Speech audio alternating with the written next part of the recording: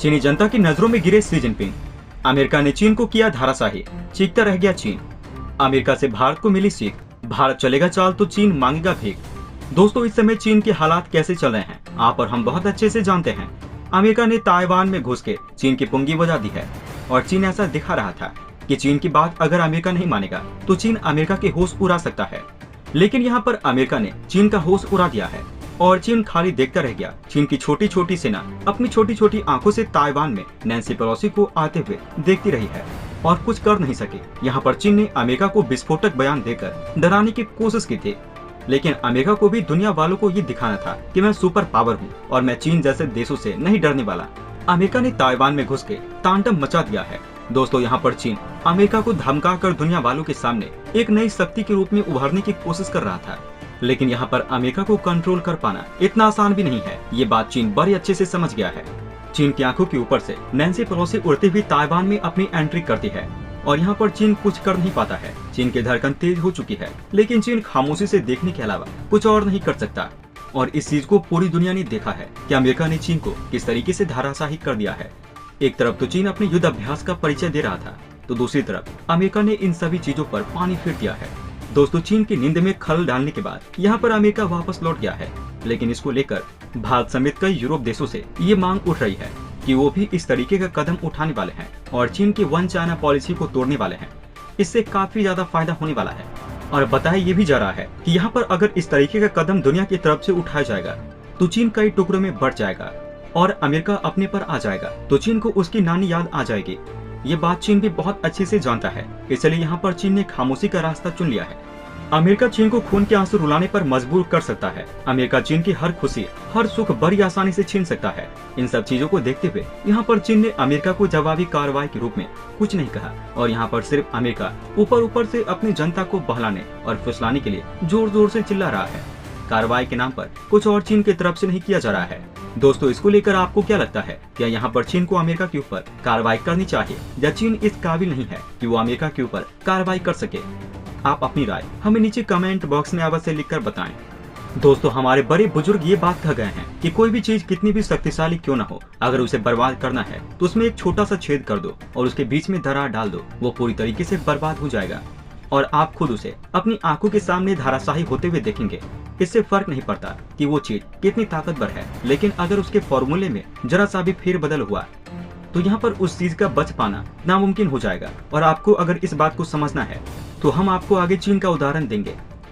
आपको पता होगा चीन ने पिछले एक हफ्ते से किस तरीके की चीन में हाइप बनाकर रखे हुए थे। यहाँ पर बड़े बड़े चीनी नेता अपने टीवी चैनल पर आकर बड़ी बड़ी फेंक रहे थे और ये कह रहे थे कि शी जिनपिंग ने चीनी सेना को इतना ज्यादा शक्तिशाली बना दिया है कि अगर ताइवान में नैन्सी पेलोसी ने पैर भी रख दिया तो चीन अमेरिका को छोड़ेगा नहीं।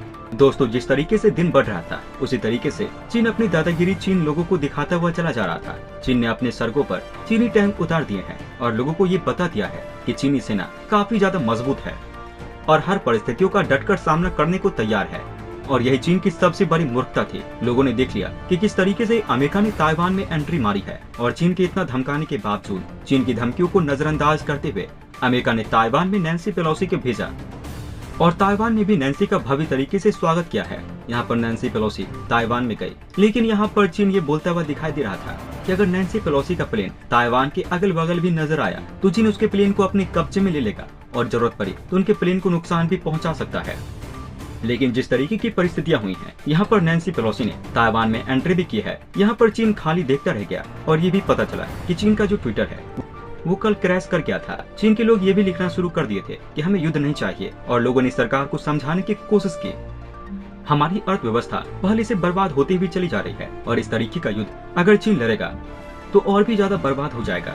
इससे अमेरिका को जरा भी नुकसान नहीं होगा क्योंकि अमेरिका बहुत दूर है, लेकिन इस चीज से चीन को काफी ज्यादा नुकसान हो जाएगा क्योंकि यहाँ पर लड़ाई चीन के पास आकर लड़ी जाएगी। इसलिए चीन को ज्यादा नुकसान होगा, बल्कि चीन अमेरिका को बिल्कुल ही नुकसान नहीं पहुंचा पाएगा। इस तरीके की बातें चीन की सरकार को बिल्कुल भी पसंद नहीं आई है कि सरकार को आखिर चीन की जनता कैसे अपनी राय दे सकती है।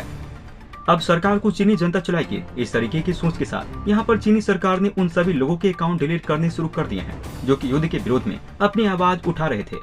और यही वजह है कि पिछले 2 दिनों में भी शी जिनपिंग की लोकप्रियता बहुत ज्यादा गिर चुकी है और चीन की तरफ से जिस तरीके का कदम उठाया गया था वो कदम किसी को भी समझ में नहीं आ रहा था और लोगों को लग रहा था कि शी जिनपिंग यहाँ पर खुद ही चीन को बर्बाद करने का काम कर रहे हैं। दोस्तों, नैन्सी पेलोसी ने ताइवान पहुंचकर चीन की जो वन चाइना पॉलिसी है, जो कि चीन का एक बहुत ही मजबूत सुरक्षा कवच माना जाता है, उसमें नैन्सी पेलोसी ने एक बड़ा छेद कर दिया था। अब वो छेद और भी ज्यादा बड़ा होता हुआ दिखाई दे रहा है और भारत के बीच अब कुछ लोगों ने ये कहना शुरू कर दिया है कि भारत को अगर चीन परेशान करेगा तो भारत भी अमेरिका वाला रास्ता अपनाएगा। भारत भी अपना ऑफिसर ताइवान भेजेगा और वहाँ पर इसी तरीके का काम करके आएगा। और यूरोप की तरफ से खबर निकल के आ रही है कि कई ऐसे देश हैं जो कि अपने बड़े ऑफिसर को ताइवान में भेजने की बात कर रहे हैं। और आप ये बात बहुत अच्छे से जानते हैं कि जैसे जैसे ये संख्या बढ़ती चली जाएगी, लोग अपने देश के ऑफिसर को ताइवान भेजना शुरू कर देंगे। इससे चीन की वन चाइना पॉलिसी खतरे में आ जाएगी और ये अनुमान लगाना ज्यादा मुश्किल नहीं है कि एक बार चीन की वन चाइना पॉलिसी टूट गई तो यहाँ पर चीन कई टुकड़ों में बढ़ता हुआ दिखाई देगा।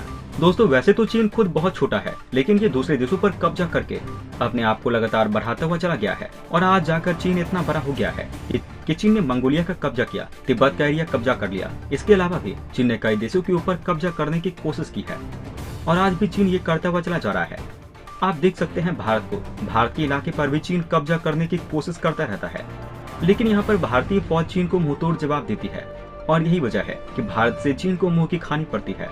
दोस्तों, इसके अलावा आप सभी को ये बात पता होगी कि चीन ने पिछले 2 दशक से दुनिया भर के कई देशों को कई अरब डॉलर कर्ज बांटा है और सभी देशों को चीन अपने पक्ष में कर रखना चाहता है। इसलिए चीन इन सभी देशों को ये सब चीज बांटता रहता है। लेकिन यहाँ पर आज देखने को मिला है कि चीन के फेवर में कोई देश नहीं आया। सिर्फ 2 ही देश हैं जो कि चीन के साथ इस समय खड़े हुए हैं। एक तो पाकिस्तान है जो कि चीन की इस समय कठपुतली बन चुका है, तो वहीं दूसरी तरफ हमें रूस देखने को मिला है जो कि चीन के साथ खड़ा हुआ है।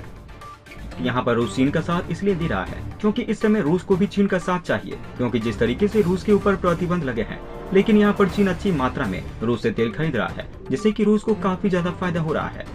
इन सभी चीजों को देखते हुए यहाँ पर रूस चीन का साथ दे रहा है और इस समय रूस ये नहीं चाहेगा कि वो चीन से दुश्मनी कर ले, क्योंकि ऐसा अगर रूस करता है तो खुद के पैरों पर कुल्हाड़ी मारने जैसा काम कर जाएगा। दोस्तों, अंत में हम आपसे एक महत्वपूर्ण जानकारी साझा करने जा रहे हैं।